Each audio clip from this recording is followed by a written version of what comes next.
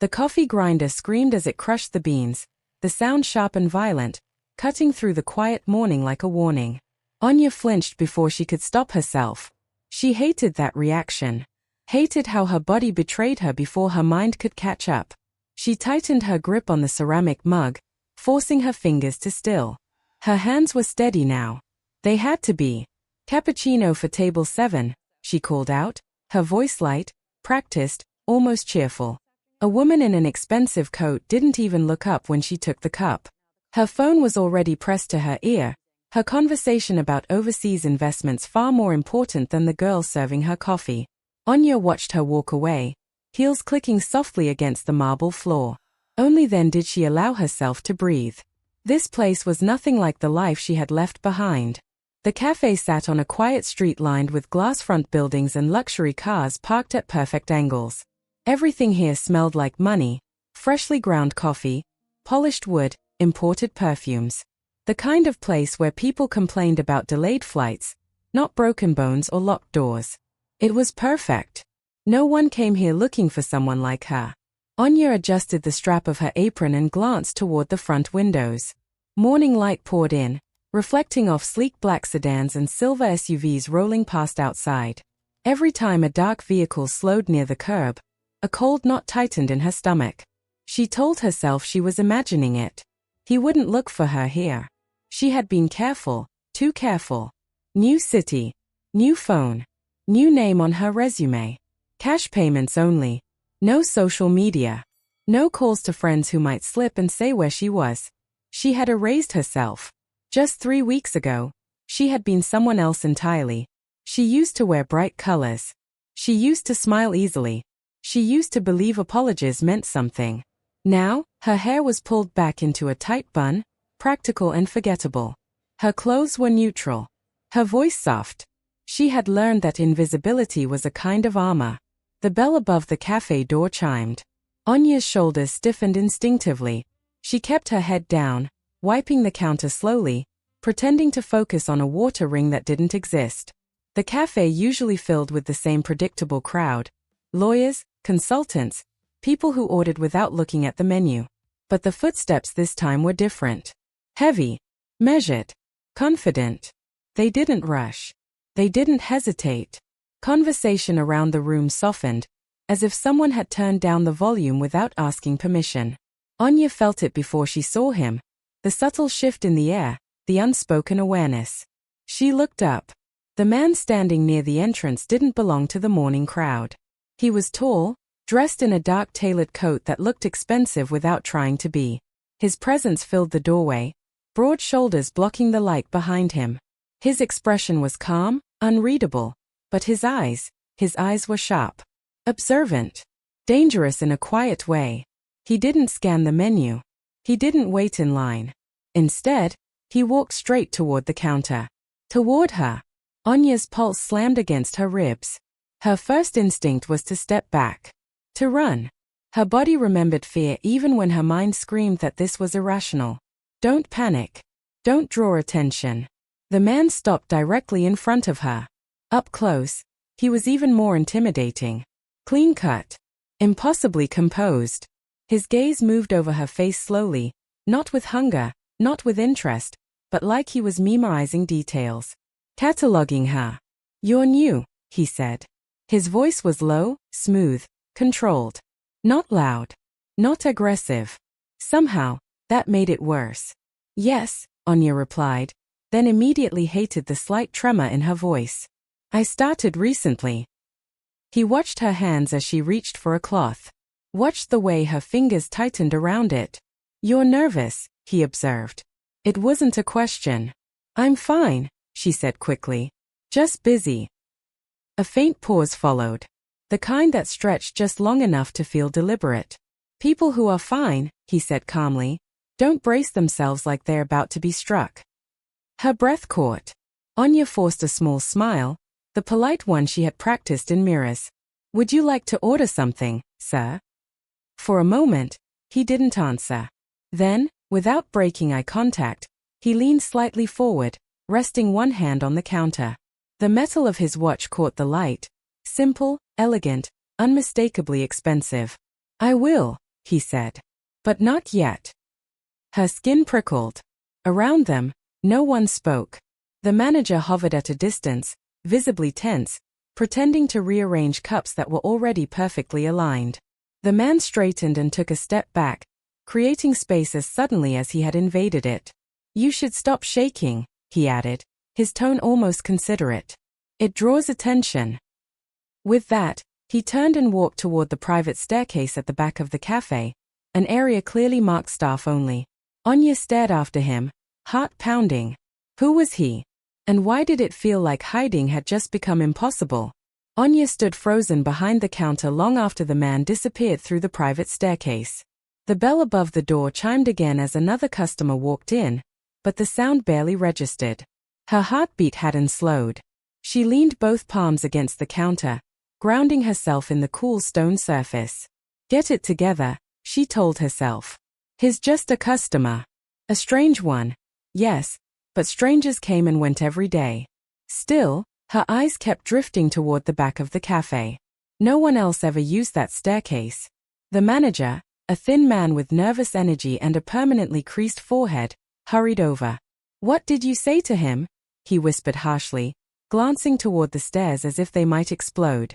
I just asked if he wanted to order, Anya said. The manager swore under his breath. Did you stop him from going upstairs? No. He didn't ask. The man looked like he might be sick. Of course he didn't. Before Anya could ask what that meant, another barista leaned in. That was him, right? The manager shot her a warning look. Lower your voice. Him who? Anya asked. No one answered her. The cafe returned to its routine, but the atmosphere was different now. Tighter. Charged. Conversations stayed quiet. Orders were placed quickly. People avoided looking toward the staircase, as if acknowledging it might summon something unpleasant. 10 minutes passed. Then the staircase door opened. Anya felt it before she saw him. The man descended slowly, one hand resting casually on the railing. His coat was gone now, revealing a crisp black shirt beneath. He surveyed the cafe from above, his gaze sweeping over every corner with ease, as if this place belonged to him in a way that went far beyond ownership. His eyes found her instantly. He walked toward the counter again. This time, the manager rushed to intercept him, sweat already gathering at his temples. Sir, Mr. Ra. He stopped himself, swallowed. Good morning. I wasn't aware you'd be visiting today. The man didn't look at him. Who hired her? He asked instead. The question was calm, almost bored. The manager stiffened. I did, sir. She's new, but if there's an issue, I can let her go immediately. Anya's stomach dropped. Let her go. Just like that. No, the man said. The word was quiet. Absolute. She stays. The manager nodded instantly. Of course.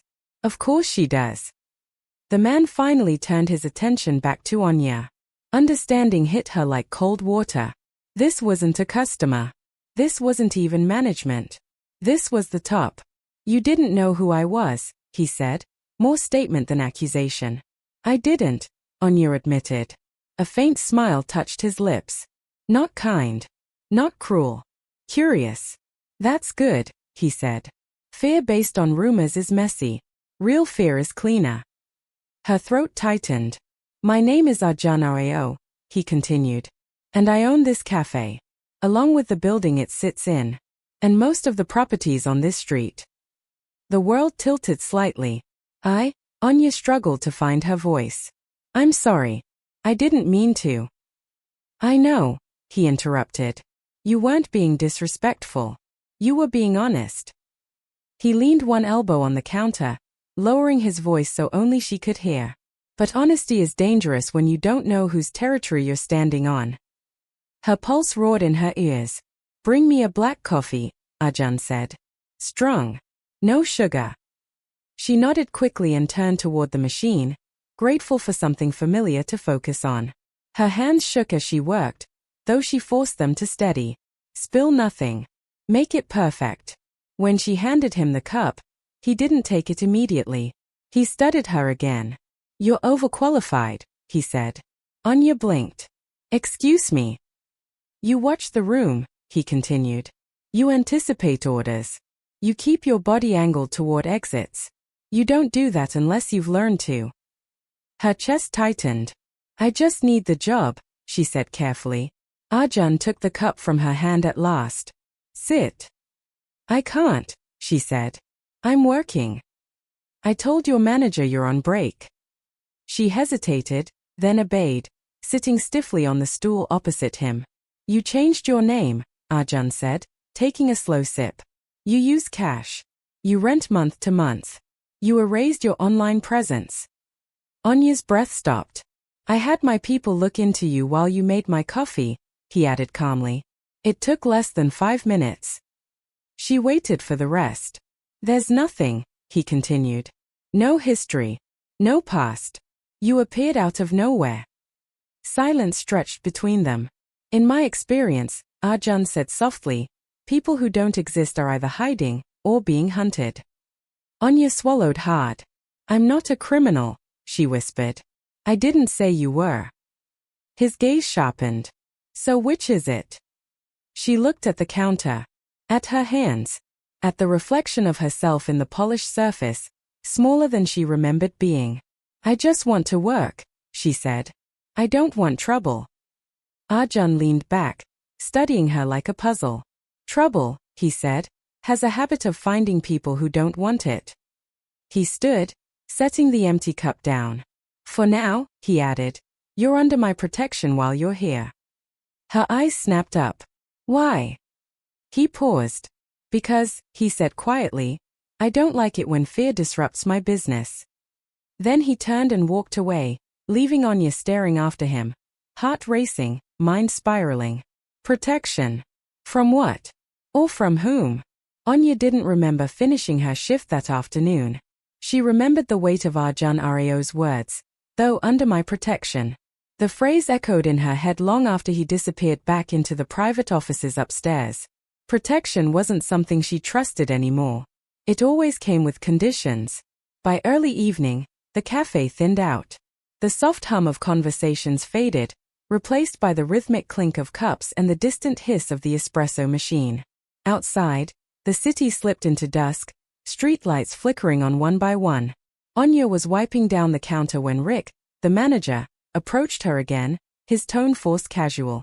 Mr. Arya wants to see you, he said. Upstairs. Her stomach dropped. Did I do something wrong? She asked. Rick shook his head quickly. No.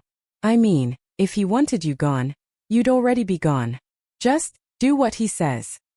That wasn't reassuring. The private staircase felt narrower going up than it had from below. Each step echoed softly, amplifying her thoughts. She stopped in front of a dark wooden door, raised her hand, and knocked once. Come in, Arjun's voice called. The office beyond was nothing like the cafe.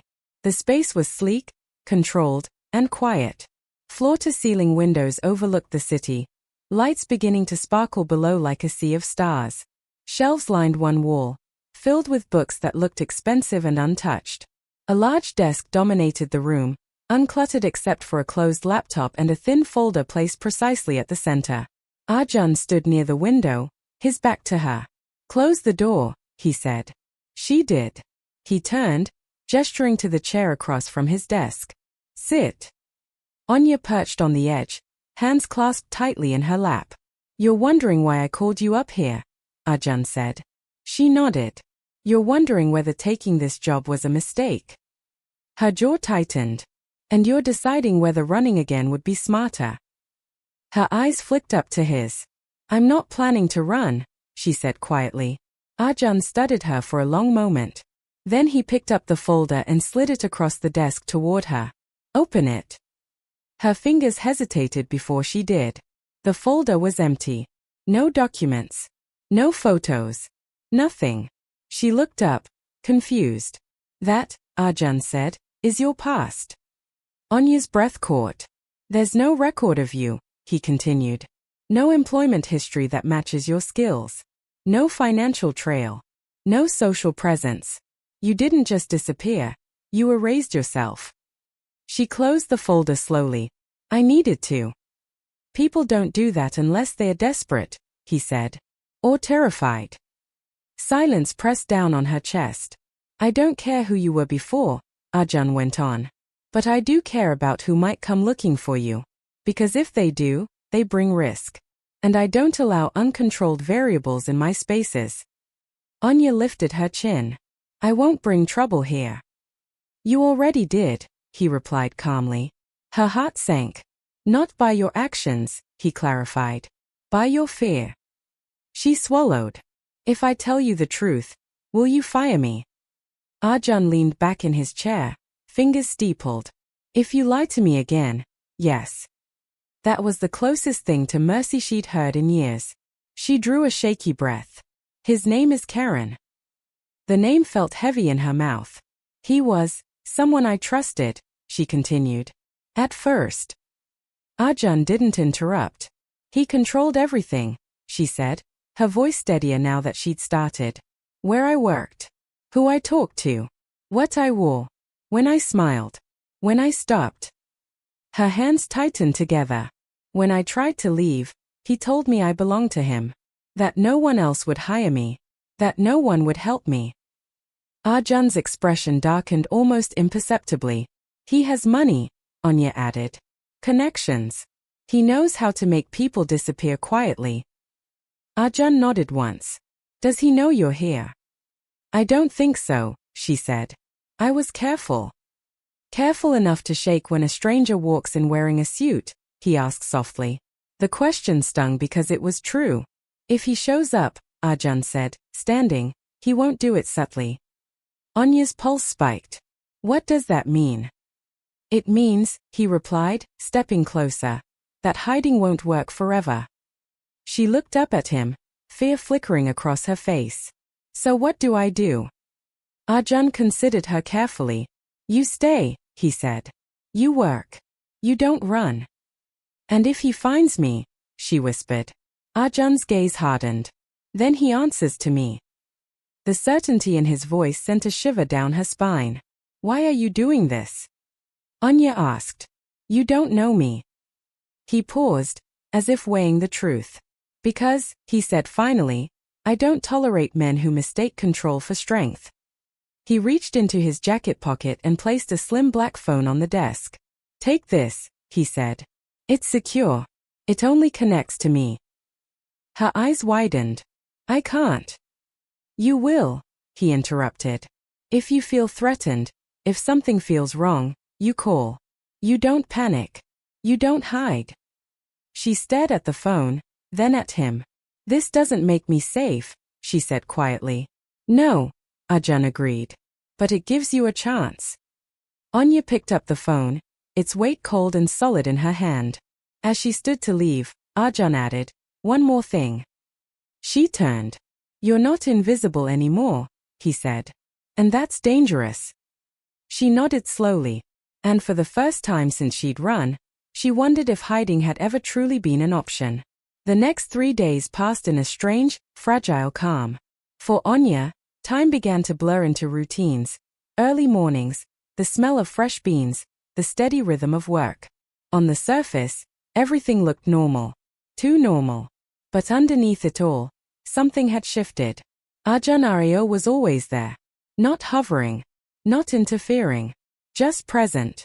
He arrived mid-morning each day, sitting at the same corner table near the window, his laptop open, a black coffee cooling beside him. Men in tailored suits occasionally joined him, spoke in hushed tones, then left quickly. No one lingered. No one laughed. The cafe had become his territory. And by extension, so had she. Anya felt his presence even when she didn't look at him. Whenever a customer raised their voice or a chair scraped too loudly against the floor, her body reacted before her mind could. Her gaze snapped to the corner table. Every time, Arjun was already watching her. He never smiled. Never gestured. Just gave a subtle nod, as if to say, I see it too. You're fine. And somehow, she believed him. On the third afternoon, the sky darkened unexpectedly. Clouds rolled in fast, swallowing the sunlight and plunging the street outside into shadow. Rain began to fall in a sudden downpour, tapping sharply against the glass. Anya was steaming milk when she noticed it. A black SUV slowed outside the cafe. Her breath caught instantly. The vehicle crawled along the curb, tinted windows hiding the driver's face. Her fingers slipped on the metal pitcher, her grip weakening as panic surged through her chest. Not again. Not here. Her heart pounded so hard she felt dizzy. The SUV stopped. Her vision tunneled. The cafe noise faded into a dull roar. She couldn't feel her hands anymore. Couldn't feel her feet. Anya. The name echoed in her mind like a threat.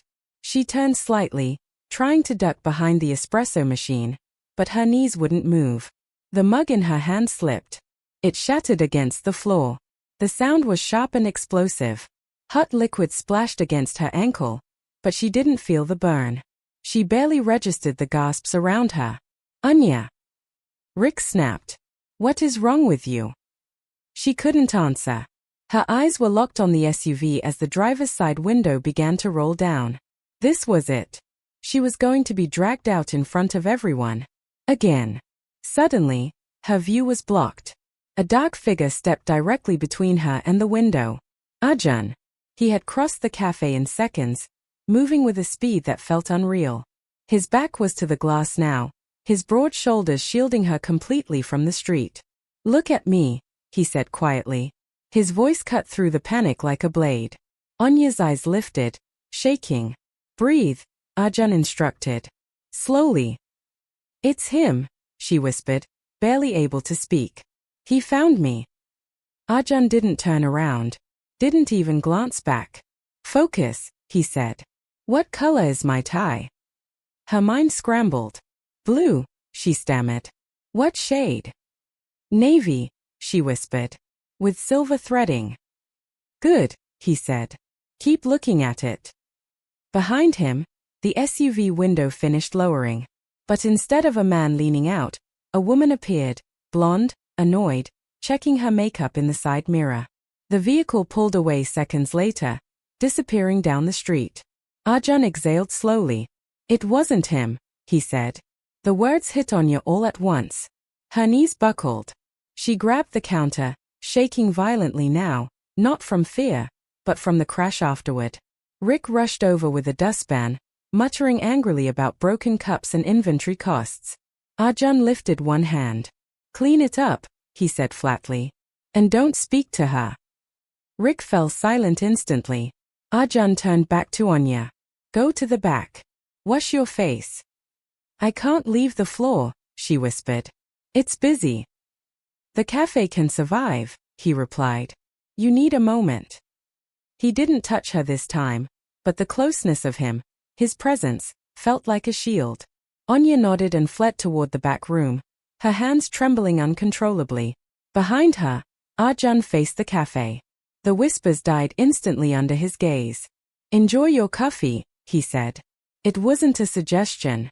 30 minutes later, Anya sat on a crate in the storage room, staring at her palms. They still shook slightly. The door opened. She flinched. Arjun stepped inside and closed it behind him. You handled that poorly, he said calmly. She swallowed. I know. You should fire me. I don't fire people for being afraid, he replied. I fire them for being careless. He studied her closely. That wasn't just fear, he continued. That was trauma. Anya's throat tightened. If I'm going to protect you, Arjun said, I need the full truth. She hesitated, then nodded. And for the first time, she began to tell him everything. Anya didn't remember how long she talked. Time blurred as words spilled out. Things she had never said out loud. Things she had buried because remembering them hurt too much. Arjun didn't interrupt. He didn't soften his expression or offer empty reassurances. He listened with the kind of focus that made it impossible to lie. Karen wasn't always like that, she said quietly, staring at the concrete floor. At least, not in the beginning. Arjun leaned against the metal shelf, arms crossed. He was charming, she continued. Successful. Everyone admired him. When he paid attention to me, I thought it meant I was special. Her fingers curled into her palms. Then he started deciding things for me. Small things at first. Where we ate. What jobs I should take. Who was good for me to talk to? Arjun's jaw tightened slightly. When I tried to push back, Anya said, her voice dropping, he reminded me of everything he'd done for me. How much I owed him. She looked up at Arjun. By the time I realized it was control, I was already trapped. Silence filled the room. He told me, she went on, that if I ever left, he'd make sure no one would hire me again. That I'd regret it. I'll leave, he said hoarsely. I swear. Good choice, Arjun said. My people will make sure you don't change your mind. Karen stood on shaky legs as the men in dark jackets approached him from either side. As he was escorted toward the door, Karen shot Anya one last look. No love, no regret, only bitterness. The door closed behind him. The cafe exhaled. Arjun stood slowly and walked back to the counter. Anya's legs finally gave out. She slumped forward, and Arjun caught her instantly, steadying her before she fell. His hands were firm, grounding. He's gone, he said quietly. You're safe. Tears spilled down her face, silent, unstoppable. I believe you, she whispered. Arjun held her there for a moment longer than necessary, his presence a solid barrier between her and the world. Then he stepped back, giving her space. Go home, he said. You're done for today. Anya nodded, still dazed. As she left through the back exit, escorted by one of Arjun's men, Arjun remained in the cafe, already making calls, already securing territory. This wasn't over. But the balance of power had shifted. And everyone in the room knew it. The cafe closed early that evening. No announcement was made. No explanation offered. Arjun simply flipped the sign on the door, locked it, and the city outside was shut out like an afterthought. The remaining customers left quietly, instinctively understanding that they were no longer welcome witnesses. Anya sat on a stool behind the counter, staring at nothing. Her body felt hollow, like something violent had been ripped out of her chest and taken with it. The fear that had lived inside her for so long was gone, but its absence was disorienting. She didn't know who she was without it yet. Arjun walked back toward her. Slowly, carefully, as if approaching a wild animal that had finally stopped running. He's on a flight out of the country, he said. He won't be coming back. Her fingers tightened around the edge of the granite counter. How can you be sure? I don't give second chances to men like him, Arjun replied calmly. And I don't make promises I can't enforce. Her shoulders began to shake. The tears came without warning. Hot, relentless, humiliating. She pressed her palm to her mouth, trying to stop them, but they broke through anyway. Years of fear, control, and silence poured out of her all at once. I didn't think anyone would help me, she sobbed. I thought I was invisible. Arjun stepped closer. You weren't invisible, he said softly. You were surviving. Her knees buckled. This time, when she collapsed, Arjun didn't just catch her. He lifted her, steady and sure, setting her gently on top of the counter so she was eye level with him. His hand stayed at her waist, grounding her. She looked at him through blurred vision. You didn't have to do this, she whispered. You risked everything. I didn't risk anything, he said quietly. I chose. She searched his face, finally seeing past the controlled exterior, past the ruthless calm, to the man underneath. Why? She asked again. Why me?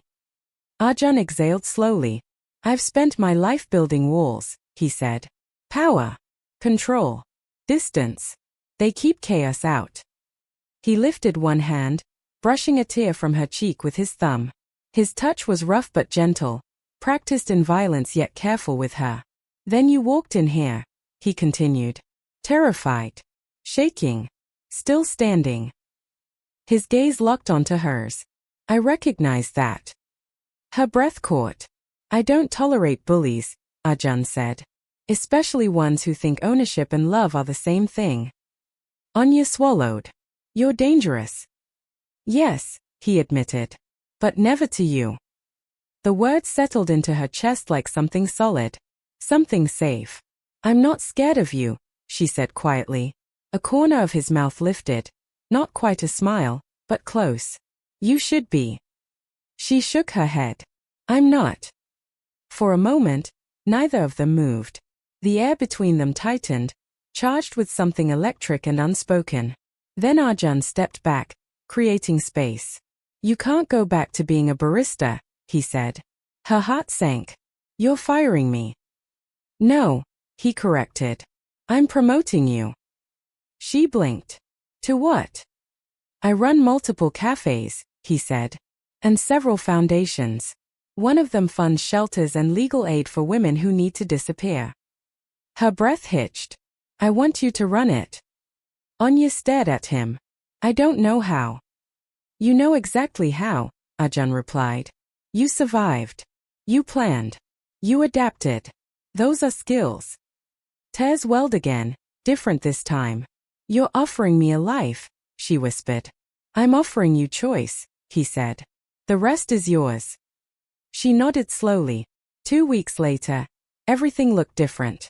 The city stretched out beneath her from the floor-to-ceiling windows of Arjun's penthouse, lights glittering like constellations. Anya stood barefoot on polished wood floors, dressed in tailored cream trousers and a silk blouse that felt unreal against her skin.